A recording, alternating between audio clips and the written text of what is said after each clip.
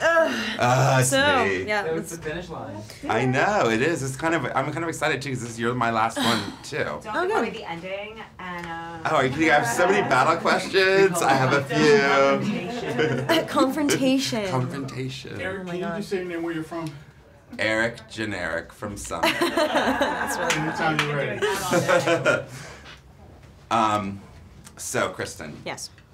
It's exciting to talk to you about this because I think after 5 years, you've really done something, and I don't know that it's something you set out to do, but you've created a franchise, and it's sad that we live in a world that even has to be this way, that is about a strong girl with strong convictions, who's not always strong, but is a strong sense of who she is, and sort of never wavers.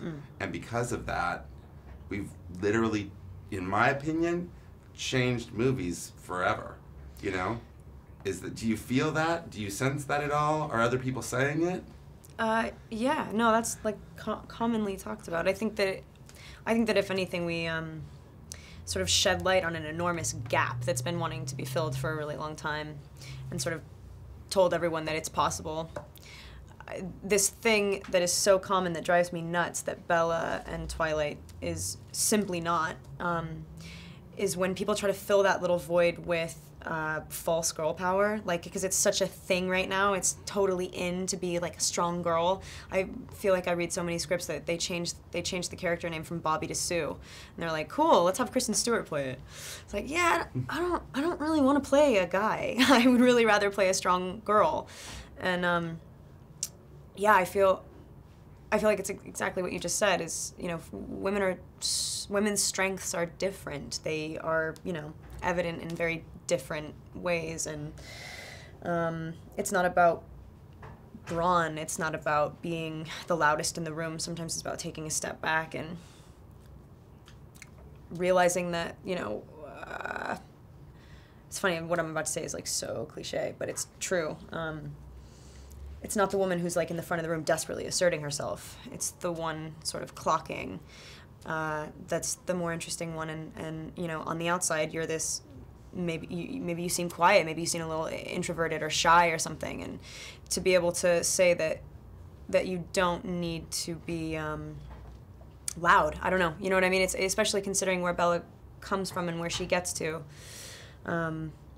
You have somebody who really has a lot of stock in her own feelings, and it's pretty I don't know, it's pretty great. I don't know if we're gonna like change. Hopefully that keeps going. Hopefully people demand that, you know what I mean. I think that they probably will. But yeah, good job, Twilight. Well, I mean, when I started, you know, from when I started doing this, when working on a movie like Legally Blonde, and that's totally different. But it was a moment where people were like, wow, women can sort of drive box office and can appeal to, you know, different things. And I think that, you know, there's also this word that kind of has been overused, I think, in the last several years, and people really like it, you know, awkward. But there's something about the fact, I think, that Bella could be genuinely have moments of awkwardness. Pure. But was never not who she was. Right. And she always knew who she was. And I think the greatest thing about this and sort of her moment of becoming a vampire is it just takes all those things and amplifies them and then throws some power behind it. Yeah, it's true. Were you aware of all that while you were playing that? Or was it sort of like, while you're making the two movies together, it was like, oh, we're Vampire Bella now, and so it's like... time to be sexy and strong. Yeah. No, I was so lucky to be able to play human Bella for so long that everything that makes Vampire Bella great was so natural, and I knew where it was coming from. It wasn't like, you know, all of the vampires have powers for a reason. We didn't get to see where they lived in their human lives, but with Bella, it's like all of the progressions are so there. It's not like it is a random idea for her to have a shield. It actually is very fitting.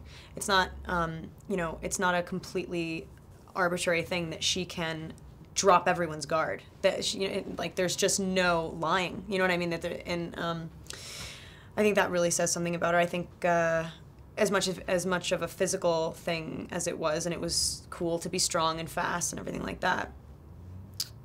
It was nice to just see a fully realized version of Bella. Yeah.